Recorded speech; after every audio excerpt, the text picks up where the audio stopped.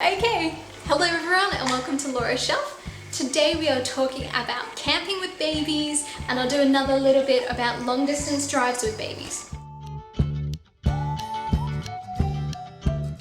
We went for a nice drive and camping all the way up to Cairns, so that took 22 hours in driving and then back down again. So our setup for camping is we have a rooftop tent, and that is actually mounted to the tray of the ute rather than the cabin of the ute that you see. And I'll insert a picture here about what our setup actually looks like. So one of the things with camping with a baby is you do have to do a bit more preparation. So I will preface this with, if you are not an experienced camper, maybe take someone along with you that is. Because one of the things that you realise is only one of you can do things. The other one is looking after and keeping an eye on the children and the babies. This one. When you're actually looking at it, we were quite comfortable with camping. Kieran had used his rooftop tent quite a lot. And most of the time, even before Sophia came along, Kieran did most of it by himself. I tried to help, but then would end up stuffing it up more than helping. But when you're camping, there are just maybe five of the things that you may want to consider. Number one is a safe sleep place. For baby, it's the main one out of all of these. So with that, we actually did bed share in the tent with us. So Soph was actually in between myself and Kieran. This worked quite well for us. We are also used to bed sharing, so that helped us quite a lot. When I tried to put her on the other side of me, next to the tent, she actually ended up playing with the zips more than actually trying to sleep. So we gave up on that one pretty quickly. If you are considering another sleep space, there are people that have used these things like baby tents that can be used inside of tents if you can't actually use a proper porta cot. So obviously porta cot for most people would be first preference, but for us we couldn't do it. So the other thing that we're considering maybe for next time is one of the bub nest docker top things sized for toddlers. Obviously if you are in a proper tent, use a porta cot if you can, or even just take their cot mattress with you if you feel comfortable doing that. The second thing is looking at food and how you're feeding. So we were still breastfeeding, so that helped quite a lot. We also didn't start her on solids, or we weren't giving her solids on the way back down, and that helped us so much. And we're just breastfeeding. So if you are formula, thinking about how you want to transport your water, and obviously making sure that you've got enough formula if you are going a bit more remotely. And if you're starting on solids, think about how you want to do that and how you want to cook up those as well. Or if you want to use the puree pouches, make sure you've got enough of those to go. Number three is looking at what clothing that you've got. So think about, especially for nighttime. So when we left on our first night, the first day it was 36 degrees when we left, 35 or 36 degrees when we left my grandmother's place. And then at nighttime it got down to, I think, 18. So quickly in about 2 a.m. we did have to find the 2.5 TOG sleep sack that we bought, especially for the occasion, to make sure that Soph was warm enough during the middle of the night. The next one is making sure you've got enough medicines.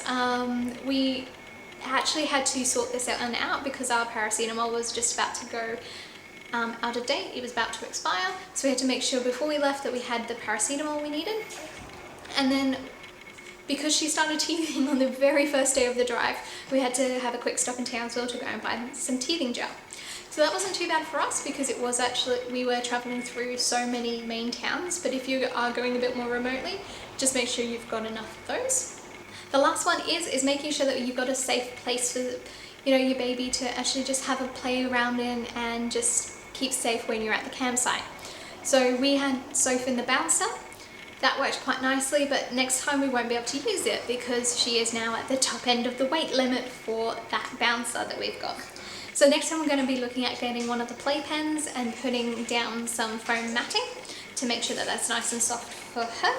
And that will work quite nicely for us for the next time we do go camping, because we will go camping again. Probably not in the not so near distant future. And I think that's it for camping when you're thinking about camping. Now, if you are doing long drives, so one of the things you've got to think about is it will take you a lot longer than it would do without a baby.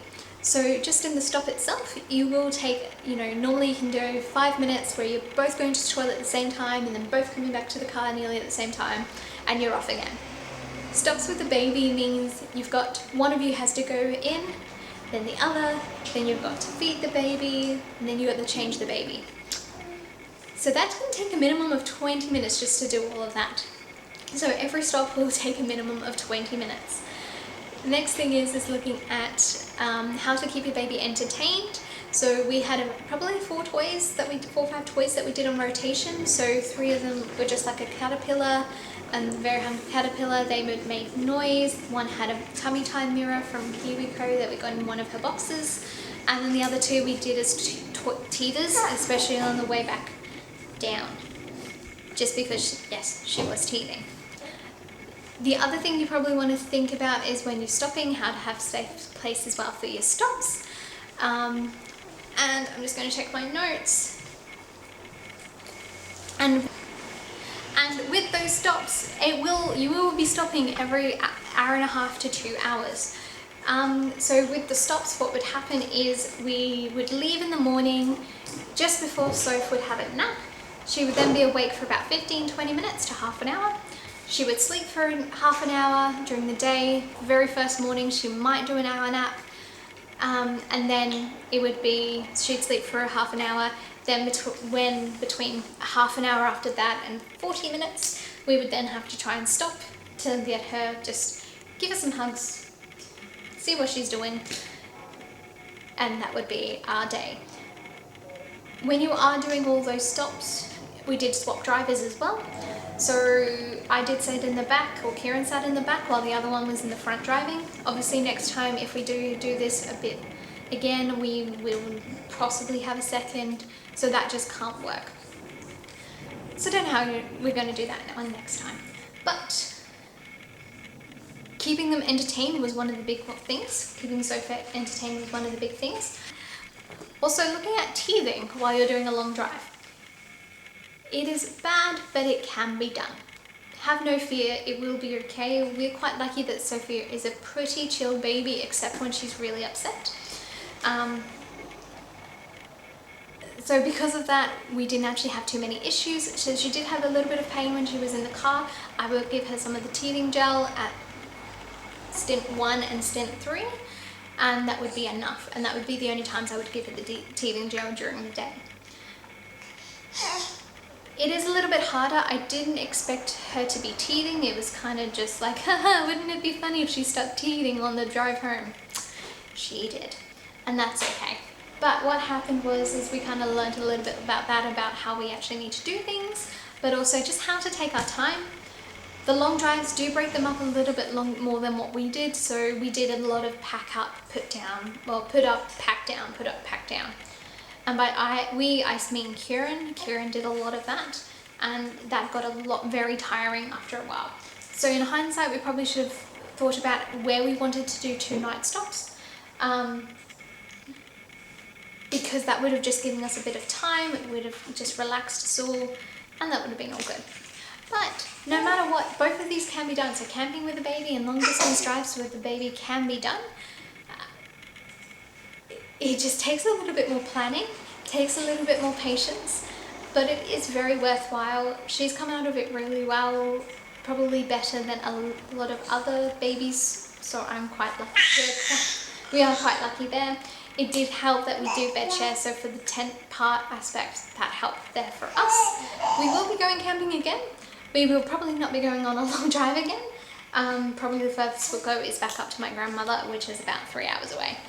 But anyway, so that is our experience with camping and some of the suggestions that I have for anyone who wants to consider camping and long drives with a baby.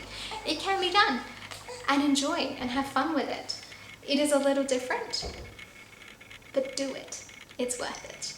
Alright guys, we'll see you next time. Bye.